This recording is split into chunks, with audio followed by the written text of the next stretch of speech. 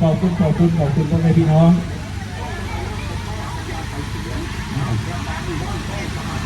อันนี้แหละครับพ่อแม่พี่น้องของเราคือเครื่องหมายนะครับเครื่องการันตี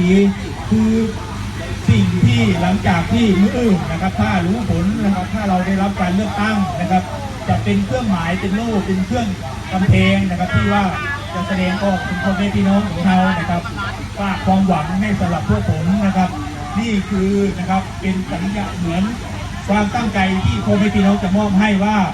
ปัญหานะครับที่พี่น้องอยากฝากให้แก้ไขต่างๆพวกผมก็จะได้พยายามนะครับผลักดันโครงการต่างๆให้เกิดขึ้นนะครับเพื่อที่จะแก้ไขปัญหา